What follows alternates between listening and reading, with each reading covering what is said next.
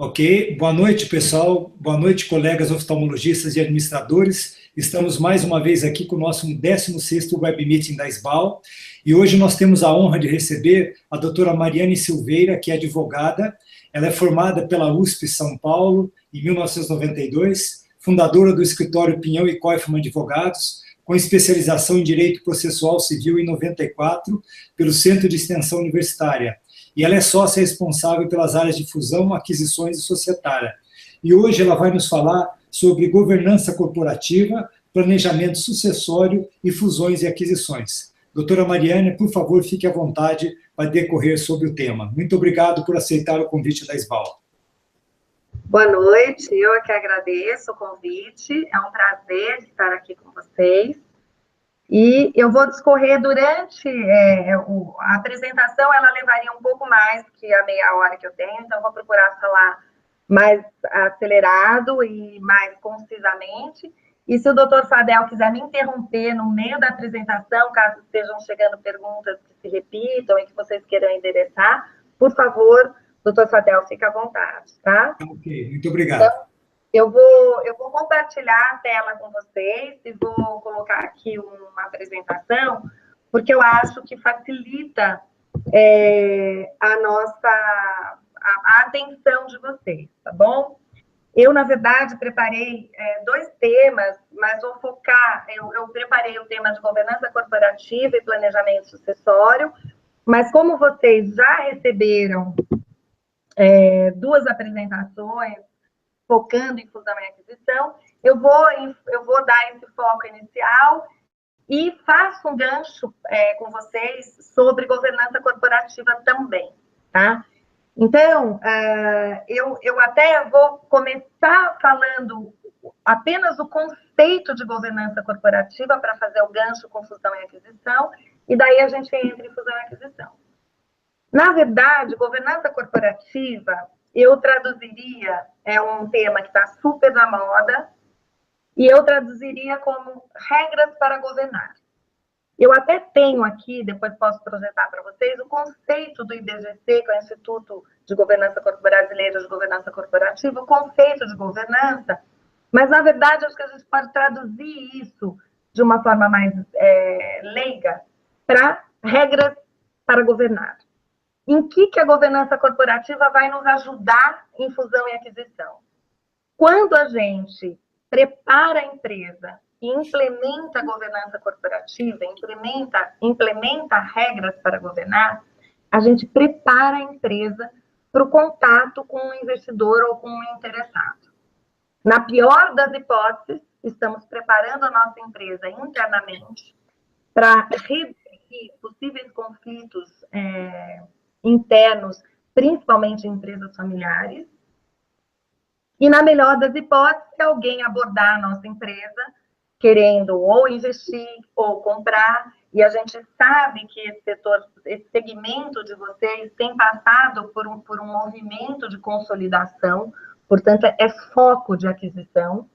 Então, aplicar um trabalho de governança corporativa é preparar a empresa para receber uma oferta ou um investimento. Em que é essa preparação? Em que consiste essa preparação? É a gente deixar a empresa com regras de operação societária que o investidor compreenda à primeira vista. Então, o investidor aborda a sua empresa e algumas coisas ele fica feliz quando ele encontra, já implementadas. Então, se a empresa tem aquelas regras básicas de governança, o investidor já olha com bons olhos, é uma linguagem que ele conhece, é um modo de operar societariamente que ele conhece e que ele identifica e vê como boa prática, né? Então, a governança corporativa, ela entra dentro de fusão e aquisição e também de planejamento sucessório como uma preparação para esses movimentos. A outra coisa que eu gostaria de falar sobre governança corporativa. Hoje está na moda, então existe uma ideia de aplicar uma receita de bolo. Não existe essa receita. Fazendo uma comparação até tosca com o segmento de vocês, né? O tratamento para uma determinada enfermidade, depende essencialmente do ponto em que essa enfermidade se encontra. Se tiver no comecinho, o tratamento é diferente de uma enfermidade já evoluída e complicada e, enfim, que já tomou uma proporção muito maior no organismo. Então, eu atendo essencialmente empresários brasileiros. Né? Eu trabalho em fusões e aquisições há 20 anos e eu atendo essencialmente o empresário brasileiro. Então, quando a gente entra para fazer o atendimento da empresa, a gente identifica em que ponto essa empresa está. O empresário brasileiro entenda-se empresas essencialmente familiares, né? Então, a gente identifica em que ponto de amadurecimento essa empresa se encontra. Não adianta nada eu ingressar na empresa sugerindo a montagem de 500 comitês, né? Comitê disso, comitê daquilo, conselho disso, conselho daquilo, se a empresa não tem nem gente para colocar. É uma empresa familiar que tem restrição de número de pessoas, então não adianta eu criar inúmeros comitês ou uma estrutura de governança corporativa complexa, porque a empresa não tem condições de implementar aquilo, né? Não tem pessoas e não tem maturidade para implementar essa estrutura complexa. Então, a gente identifica, certamente, há sempre trabalhos que podemos executar para que essa linguagem que o investidor entende, para que essa linguagem que o comprador vai entender e vai identificar como um bom sinal, a gente sempre tem trabalho para executar e preparar essa empresa. Mas isso tem que estar adaptado à realidade de cada uma. Então, a primeira coisa que a gente faz ao tomar contato com a empresa é identificar o ponto que ela está, identificar as necessidades dela junto com os seus sócios e acionistas, tá? Falando um pouquinho agora, entrando já mais diretamente na fusão e aquisição, tá? As transações mais comuns que a gente... E é interessante isso que eu vou falar para vocês. Ao receber uma apresentação jurídica de fusão e aquisição, a gente passa, inclusive, para vocês um pouco dos jargões, do vocabulário que é comum, né? A primeira coisa que eu gostaria, já me desculpando, é que vocês não me tomem por uma pessoa penóstica, porque os jargões, a maioria das expressões em fusões e aquisições são em inglês. Então, é interessante eu falar um pouco para vocês essas expressões, para que numa mesa, ao serem abordados por um investidor, eles vão soltar essas expressões, e eu acho interessante que vocês tomem intimidade com essas expressões. Muitos de vocês já devem, obviamente, ter, mas são expressões em inglês que, na verdade, não tem tanta complicação em torno dessas expressões. Então, a gente passa um pouquinho por elas, tá? Então, das transações mais comuns, a gente tem a compra e venda, que está aqui no item 1, investimento direto e compra e venda. O que é investimento direto? A pessoa aporta capital na empresa de vocês. Então, não vai dinheiro para o bolso do acionista, vai dinheiro para a empresa. Ao aportar capital, obviamente, aumenta-se o capital social, então o investidor recebe participação societária. Ou compra e venda. Compra e venda, o dinheiro vai direto para o atual sócio ou acionista, e com isso ele transfere participação societária para o investidor. E aí a gente já encontra duas expressões, cash-in e cash-out. Cash-in é investimento direto da empresa com emissão de ações, e cash-out é dinheiro no bolso do acionista ou do sócio, através de uma venda, de uma transferência de participação societária. A gente tem transações mistas, o que é muito comum. Por que é comum? Porque o investidor, normalmente, não quer pôr dinheiro no bolso do sócio. O investidor quer investir dinheiro na operação, quer investir dinheiro na empresa. Então, ele quer a oferta. É bastante comum que a oferta venha de cash-in, que a oferta venha para botar todo o dinheiro na empresa. E muitas vezes o sócio fala, tudo bem, vamos receber o dinheiro na empresa, a gente pode usar esse dinheiro para crescer, para transformar a empresa naquilo que você, investidor, espera e quer, mas eu estou aqui há sei lá quantas décadas, construir esse patrimônio, construir essa empresa, e este é o momento onde eu também quero já realizar alguma coisa. Então, são as operações mistas. Uma parte vai para o bolso do sócio ou do acionista e uma parte vai para a empresa. A composição dessas duas coisas vai dar o percentual que esse investidor vai ter, né? Parte das transações, o investidor entra para adquirir a maioria, portanto, comandar a empresa. Parte pode escolher entrar como um investidor minoritário. Então, ele mantém o comando nas mãos do fundador dessa empresa, ou da família do fundador, se já estiver na segunda geração, mas ele fica com uma posição minoritária, e aí ele vai negociar posições estratégicas para poder ter interferência nessa empresa, para também não ficar com o dinheiro dele sem nenhum controle, tá? Outra transação que é bastante comum, e aí a gente está falando de uma aquisição total, o dono atual do negócio sai da empresa, entrega a empresa totalmente. Então, ou pode ser uma compra e venda total, ou pode ser essa modalidade aí do item 2, que é uma incorporação, tá? Então, quando a incorporação é feita com uma venda total, os atuais sócios saem e entregam totalmente a participação, ou, se eles permanecerem, eles vão receber participação da empresa incorporadora. Portanto, eles não têm mais uma participação direta em cima da empresa que, entre aspas, está sendo vendida, eles vão adquirir uma participação em cima da compradora, por assim dizer. Essa é uma transação que existe também, é uma transação um pouco mais delicada, porque aí você precisa conseguir encontrar a precificação tanto da empresa que você está vendendo, quanto da empresa para a qual você vai receber participação societária, na qual você vai receber participação societária. Então, são operações já de uma natureza mais complexa e de uma negociação um pouco mais difícil, né? Mal comparando novamente, é como quando fazemos uma transação de compra de carro e a gente entra com o nosso veículo. É muito diferente eu chegar lá e comprar um carro que o preço é 120 mil. Quando eu coloco o meu veículo no negócio, obviamente que a precificação do novo vai depender do quanto eu recebo pelo meu veículo usado. Então, você daí tem duas precificações.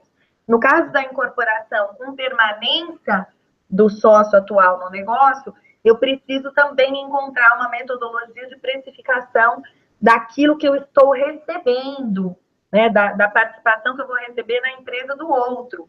Então, eu estou entregando a minha empresa, que seria lá o veículo usado, e recebendo participação da empresa do outro. Normalmente, essa participação vem supervalorizada, e aí a gente tem que ter condições de também olhar para a empresa do outro e negociar bem esse preço, tá? E uma terceira modalidade, que é muito comum em negócios mais recentes, em startups ou em empresas mais jovens, né, é receber um investimento em forma de empréstimo, e nesse contrato de empréstimo existe já uma previsão de como esse investimento se transforma depois, se converte em participação societária. Por que eu digo que essa é uma modalidade de investimento mais comum em empresas mais jovens ou startups? Porque o investidor, quando ele não quer entrar diretamente com participação na empresa, é porque ele está, às vezes, querendo restringir o risco dele.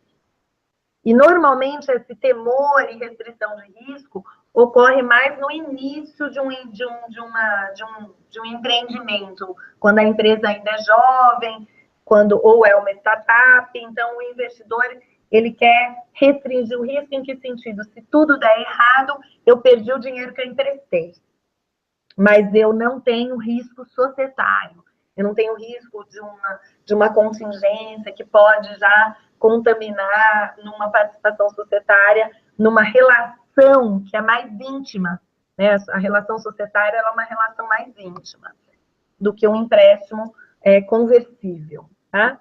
Mas o empréstimo conversível é também uma excelente ferramenta jurídica, para quem quer receber investimento e quer fazer isso em algum degrau, né? Aí a pergunta que pode surgir é, bom, mas se eu estou recebendo um investidor, eu também não quero correr o risco de assinar um empréstimo e se tudo der errado, eu fico com uma dívida, eu tenho que devolver esse dinheiro. Muitas vezes a gente coloca cláusulas de que esse empréstimo, na verdade, vira um empréstimo de risco, né? Então, ele pode ser convertido em participação societária, mas o emprestador, né, a pessoa que está emprestando esse dinheiro, poderia sim perder o dinheiro, né? Então, são empréstimos que diferem bastante de um empréstimo tradicional, né? É um empréstimo que tem uma natureza bastante societária, que tem uma natureza de investimento, e, portanto, quando eu invisto numa empresa, obviamente, eu tenho o risco de perder esse investimento, tá? Então, aqui a gente falou das modalidades mais comuns, né? Modalidades que juridicamente estruturam as fusões e aquisições. Tá? Então, a gente falou das mais comuns para vocês. Aqui eu vou entrar numa questão que quem trabalha bastante com empresa familiar e trabalha bastante em fusão e aquisição se depara constantemente. E eu acho interessante falar isso para vocês. Como é a cabeça de quem vem comprar a sua empresa, de quem vem investir na sua empresa, e como é a cabeça que eu sei do empresário que dedicou, às vezes, uma vida construindo aquele patrimônio, né? É importante vocês saberem e não se sentirem ofendidos com a forma com a qual o investidor precifica a sua empresa. Porque o sentimento de quem construiu um negócio durante toda uma vida sempre vai ser de um valor que envolve algo muito mais do que um múltiplo de EBITDA, né? Do que um múltiplo do lucro líquido, do que um fluxo de caixa descontado, mas a realidade é que o investidor olha para a empresa com esse olhar muito objetivo. Para o investidor, a empresa é pessoa-chave, ou seja, de quem que eu preciso para esse negócio continuar andando e andando bem.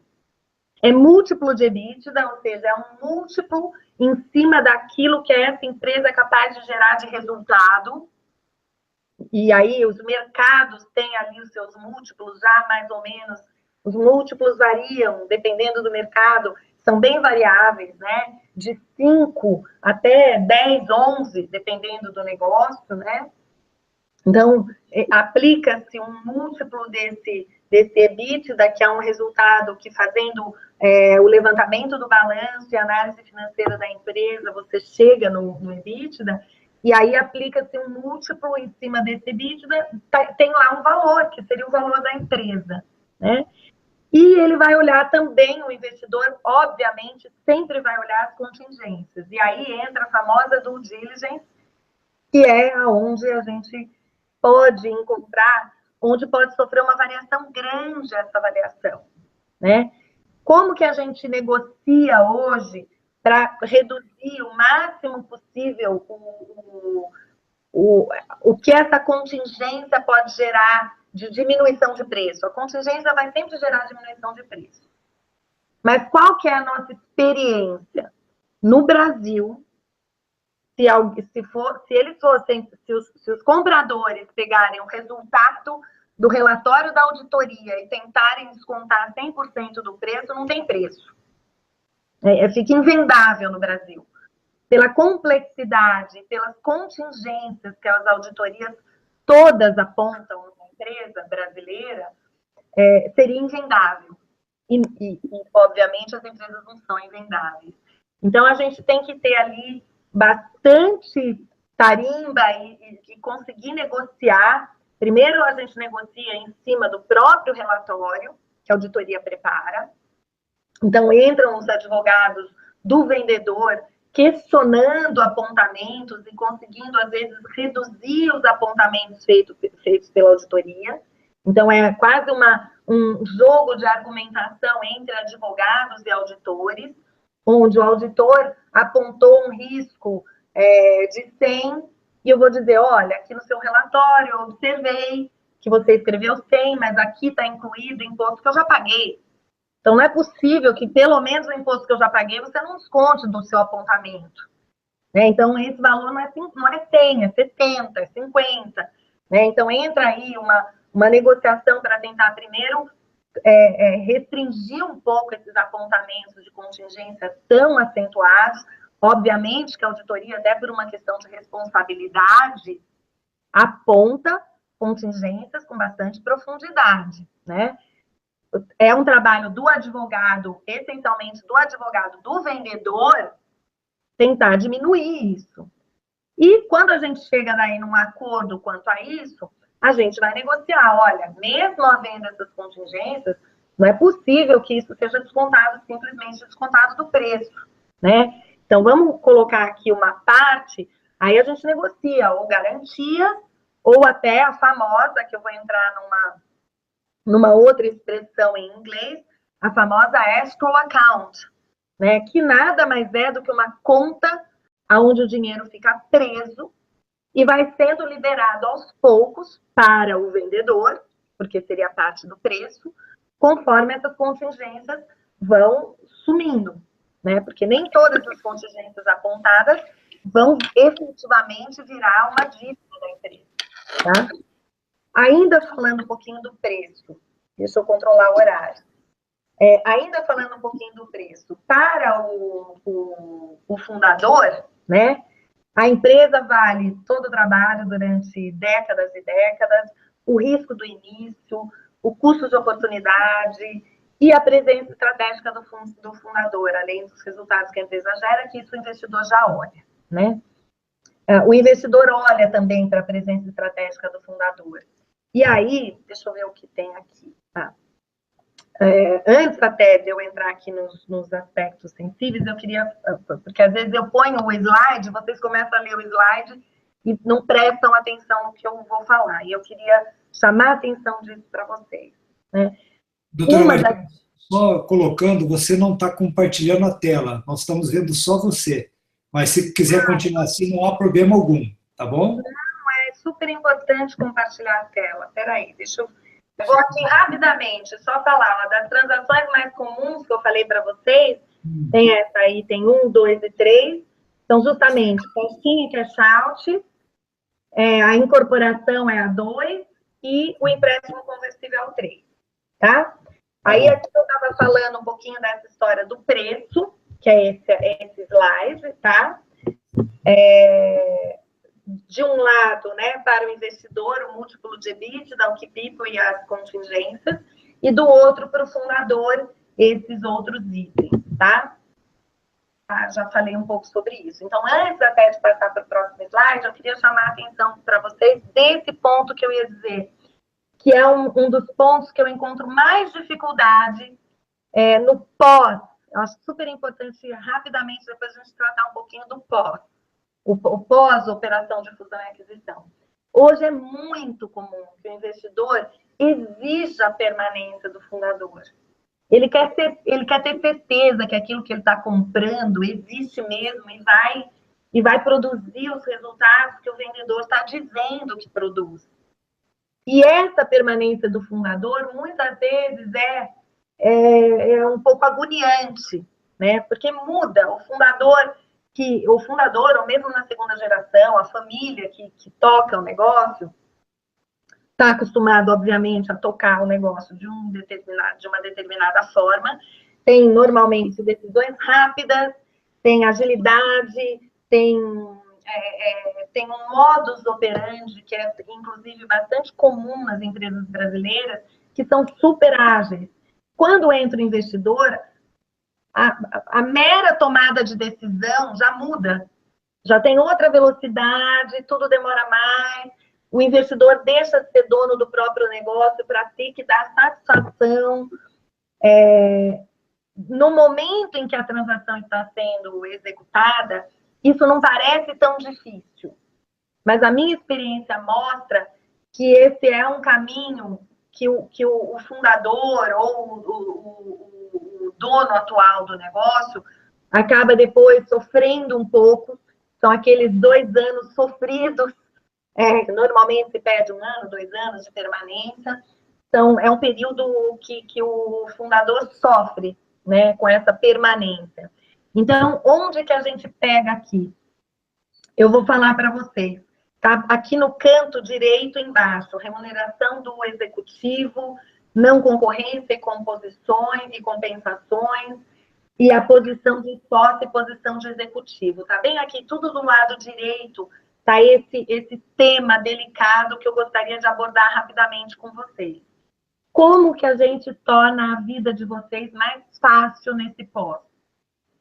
Não é um documento que as pessoas prestam atenção, não é o próprio cliente às vezes fala para mim, não, Mariane, isso a gente vê depois, isso a gente vê depois. Não, eu não quero ver depois. Eu quero que você assine o contrato de fusão e aquisição, quero que você assine o contrato de venda da sua empresa, já negociada a sua posição no pós. Isso é super importante para você ter conforto, para você saber exatamente qual é o seu chapéu de ex-dono, de ex-sócio, de quem está preocupado com a escrow account, e qual é o seu chapéu de executivo.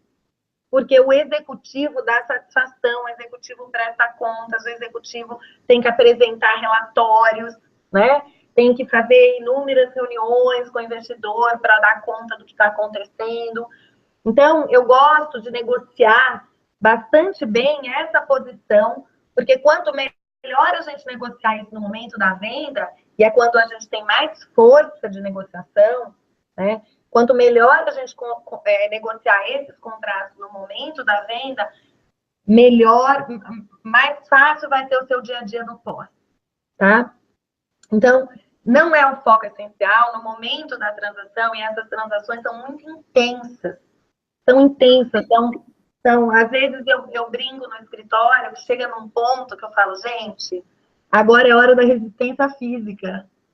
Parece que a gente consegue ganhar pontos para o nosso cliente na resistência física. Então, chega lá no finalzinho, vira a noite mesmo, e a gente tem que ter aquele sprint final dos 100 metros para conseguir performar e ter as cláusulas importantes para o nosso cliente garantidas no contrato, tá? Então, o contrato principal, né, o documento principal que a gente vai tratar na negociação, está aqui do lado esquerdo, né? É o nosso contrato mesmo, que a gente chama, todo mundo apelida o SPA, que é o Purchase Agreement, né? Share Purchase Agreement, que é quando a gente está falando de compra de ações, ou também o pessoal chama de QPA, que é a Quota Purchase Agreement. Na verdade, são os contratos de compra e venda, ou de cotas ou de ações, tá? Esse é o documento principal, esse é o documento que vocês vão estar muito preocupados no momento da transação, mas tem todos os outros documentos acessórios que são super importantes e, na verdade, é um conjunto de documentos. Sem a gente dar importância para esse conjunto de documentos, a transação não fica bem amarrada, tá? Então, aqui eu coloquei para vocês apenas o nome de algumas cláusulas, né? Também, de novo, aparecem essas cláusulas em inglês, né? Call, put, tag along, drag along. São todas cláusulas muito usuais e que vão aparecer nos contratos. Cláusula de call e put nada mais é do que soluções para a saída de vocês se vocês permanecerem. Então, depois de um tempo, vocês têm o direito de vender as suas ações que remanesceram, essa é a cláusula de put, ou a parte, o comprador, tem o direito de obrigar, tem o direito de comprar, então ele obriga vocês a venderem. Então, ou parte de vocês, o exercício de um put, ou parte do comprador, o exercício de um call. Algum dos dois vai estar obrigando o outro ou a vender ou a comprar. Ou seja, são cláusulas... Doutora, o nosso tempo está se esgotando, eu vou ter que interrompê-lo, o assunto está muito palpitante, eu tenho algumas perguntas, mas eu já quero deixar aqui no ar o convite, que nós vamos ter o congresso do dia 16 a 19 de maio de 2018 em São Paulo, no Transamérica Expo. Eu quero convidá-la pessoalmente para estar numa reunião e poder esclarecer tudo isso que a senhora nos disse hoje, vendo do ponto de vista do médico, do vendedor, né? Claro. Eu agradeço pelas suas colocações, Agradeço bastante a sua disposição de nos mostrar o dia a dia de como acontece, principalmente do lado do vendedor, que no caso é o médico, a família, né? E eu espero contá-la com a sua experiência no nosso congresso, e a senhora vai receber o nosso convite oficialmente. Muito obrigado por estar conosco aqui na SBAL, e espero contar com a sua presença no nosso congresso do dia 16 a 19 de maio de 2018, no Transamérica Expo. Com o maior prazer, doutor Fadel, com o maior prazer. Muito obrigado, doutora Mariane.